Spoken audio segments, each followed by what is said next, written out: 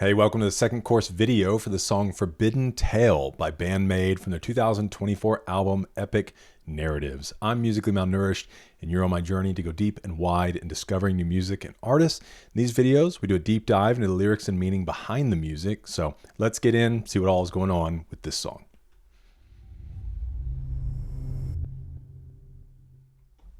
All right, here are our notes summarized from the drive time document before we get down into the lyrics. It says when BAND-MAID wrote Forbidden Tale, they weren't thinking about trends, singles, or live hype.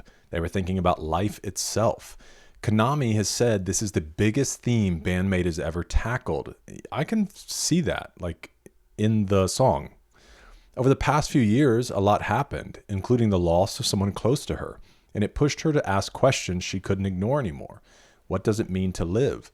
What does it mean to be alive? Is there proof that we were ever here? She wanted to represent an entire human life through music. Wow. Not just the highs, but the contradictions, the changes, the uncertainty. Life going up and down while something deeper stays the same. That idea shaped the music itself. Konami wrote the song to be highly progressive, constantly shifting sections and emotions, but anchored by a single riff that never truly changes. She described it as a fixed point, watching over everything else as life unfolds. That's cool. When Psyche first heard it, she immediately knew, this is the song I've been wanting to sing. But the lyrics take a slightly different angle, and that's what makes the song so powerful. Psyche wasn't just thinking about life as experience, she was thinking about life as legacy. While researching music history, she learned there were songs and stories that were once forbidden, erased, silenced, or lost. Yet now, centuries later, we can hear them again. That realization hit her hard. Art doesn't disappear, people do, but music can outlive the body. So she wrote the lyrics around a quiet hope that even if BAND-MAID were forgotten as people, their music might still exist someday and give strength to someone they'll never meet. She's experienced that herself, being moved by musicians who were already gone before she ever discovered them. Their music still pushed her forward.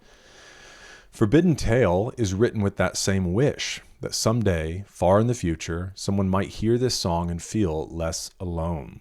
Every member leaned into that idea. Misa shaped her bass lines to move differently in each section, supporting Psyche's voice without overpowering it. The song constantly shifts but never collapses, and emotionally it balances grief, beauty, curiosity, and quiet gratitude. In the end, this isn't a song that tries to answer what life is. It simply says, we are here now, and if this song remains, then maybe that's proof enough. All right, into the lyrics. Verse 1. From far away, from before we were ever born, a story has been woven. Even now, though it feels distant, though I can't see it, I can feel you by my side. And I wonder if that's referencing this idea of like, again, the person being gone, but their work existing, or just the memory of them. You know, it doesn't have to obviously just flow into music. It's just the memory of that person. Even if I'm alone in the darkness, I'll always be here, calling your name. When this voice turns into light, take my hand, take me now. Not something that belongs to someone else. This is our story. It never stops resounding. Everybody knows, nobody knows. Oh, everybody knows, probably that nobody knows.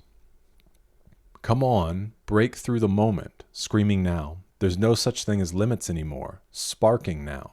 Let it roar, let me hear your voice. In the middle of spring, just the two of us, the sky on the day we met was starlight. Just like that day when you were there, I can feel you in the sky. A strange, bewitched dance cast under a curse, instinctive. Robes dyed crimson whirl in disorder, impulsive. Not something that belongs to someone else, this is our story. Everybody knows, nobody knows. Come on, break through the moment, screaming now. There's no such thing as limits anymore, sparking now, let it roar, let me hear your voice. Bridge 2. Ready to know, erase even our decadent names, would we truly be saved just by blooming beautifully? Probably this idea of like, if our lives bloom beautifully, would we be saved in the sense that when we're past, we would continue on, is I'm assuming what that means. Ready to know, witness for yourself our intoxicating existence. Even if I'm alone in the darkness, I'll always be here calling your name. When this voice turns into light, take my hand, take me now. I'll hold you tight. I'll find you no matter what. Don't be sad. Call my name. Even after hundreds of years, we'll be singing loud. We are here, undeniably. Nobody can stop us. Go on. That's cool. And obviously this one even feels very personal. And she's referencing people that obviously were there before that have done that to her, but also I think it's a declaration, like after hundreds of years, their voice will still be singing loud. And it's proof that they were here, undeniably. Because that's one of the questions it comes to answer. Is like, is there a way to know ultimately that someone was here? The final chorus, not something that belongs to someone else. This is our story. It never stops resounding. And then repeated lines, the outro, all that I want, existence proof. All that you want, a shining moment. All that we have, life, mystery. All that we are, guided onward. This is beautiful.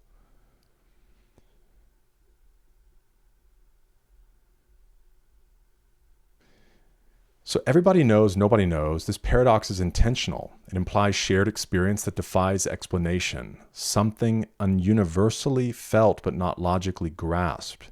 Music, memory, connection. Ritual imagery, most symbol-heavy section of the song. Curses, crimson robes, instinctive movement. Evokes ritual, transformation, shedding identity through motion. Not darkness for shock, but crossing a threshold. Names, identity, and erasure.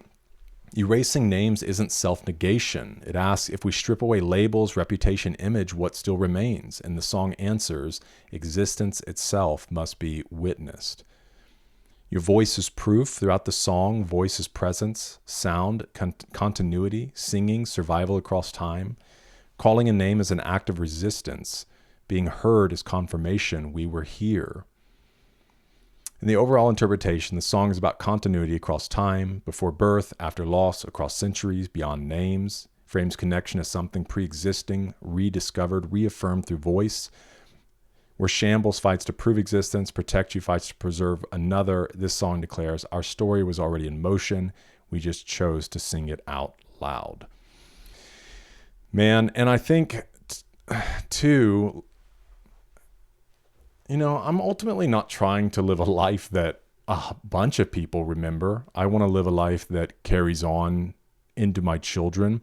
And I hope that through living on this world, through whatever small impacts I can make in the lives of other people, even if that's, you know, here on YouTube, if there's something I can say that can be encouraging or lifting to somebody, that maybe they can, a principle that's helped me in life that maybe somebody else can grab hold of and it can be helpful to them. I think that's how you resound. You know, I pull quotes from people all the time. I pull stories from people that I've witnessed and that have made an impact on me. And then I try to pass those on first and foremost to my children. You know, I want my life, the victories and the failures, you know, that there are things to be learned through failure. And you pass that into them, and then your voice can keep resounding. And again, not really for me. It's to leave something impactful in another person. And I think that's what we can hope to do in this world, in this life. And that is a way that we live on, at least here on this earth. So let me know your thoughts in the comments. Thanks for being with me for this one. Hope to see you in the next one. It's reading good.